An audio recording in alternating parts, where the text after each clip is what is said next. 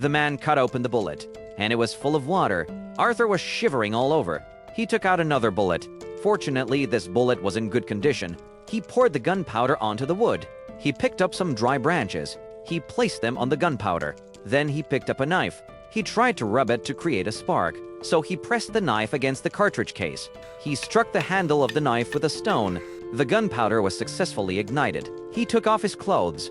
He dried them beside the campfire. Then he picked up the flask. He poured the liquid directly on his wound. Arthur let out a scream of pain, so he put a piece of rags in his mouth. He picked up the knife and stabbed it into the wound. He tried to take out the bullet head. He was shaking all over with pain. Finally, he managed to take it out. Arthur collapsed to the ground. Not only that, Arthur put the knife into the fire to roast. Then he used it to stop the bleeding again. The pain almost made Arthur faint. At this moment, the enemy chased after him. Arthur immediately came to his senses. He quickly ran into the forest. Soon he ran back to the original place. Then he ran in the other direction. He deliberately created an illusion. He covered up the direction of his escape. He came under a tree. At this time, the enemy reached the campfire. The enemy instantly found Arthur's flaw. The enemy decided to split up.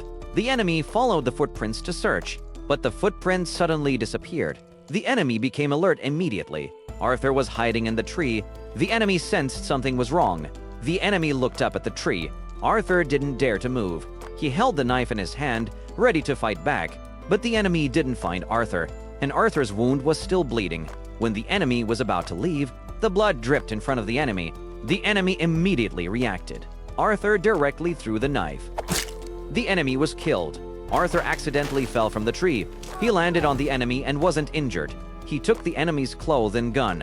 When the enemy's companion arrived, they only saw a corpse, and Arthur had already escaped from the snowy mountain.